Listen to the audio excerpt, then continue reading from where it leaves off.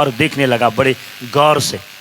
तो देखते देखते वो हीरा का टुकड़ा अचानक जमीन में गिर गया, अचानक जमीन में गिर गया उस पारखी के हाथ से।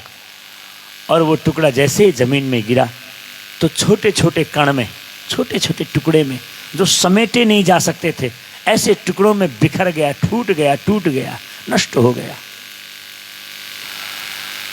और वो पारखी बोला, देखो देखो ये टुकड़ा टूट गया, हीरा का इतना बहुमूल्य टुकड़ा था।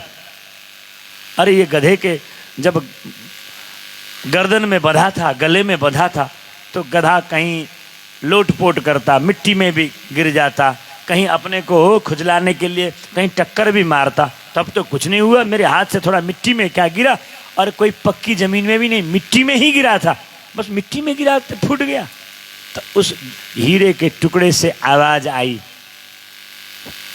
अरे भाई जौहरी, अरे पारखी व्यक्ति, जब गर्दभ के कंठ में रहा न कोई पीर, जब तक गधे के गले में बंधा हुआ था ना तो कोई चिंता नहीं थी मुझे, लेकिन कद्र न जानी जौहरी तो याते फटा शरीर।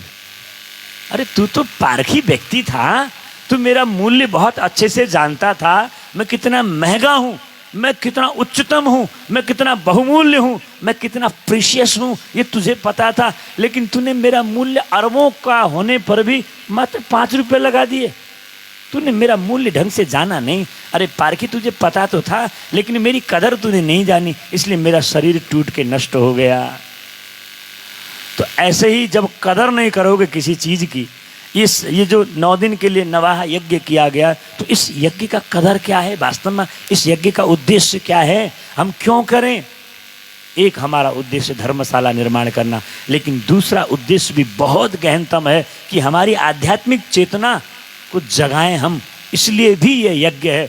मात्र धर्मशाला बनाने के लिए नहीं है, उसके साथ में हमारी आध्यात्मिक वृत्तियों का उजागर हो। जैसे धूल जम जाता है शीशे में, तो उस धूल को बार बार कपड़े से पोंछकर फिर वो शीशा साफ हो जाता है। ऐसे ही हमारी आध्यात्मिक वृत्ति के ऊपर अनेक प्रकार के वैमनस्यता के धूल पड़े हुए हैं, अनेक प्रकार के लोभ के धूल पड़े हुए हैं, क्रोध और संपूर्ण प्रकार की वासनाओं ने घेर रखे हैं। तो उन सब को हटाने के लिए, साफ करने के लिए हमने क्या किया कि ये नवाह 9 दिन का यज्ञ का आयोजन किया।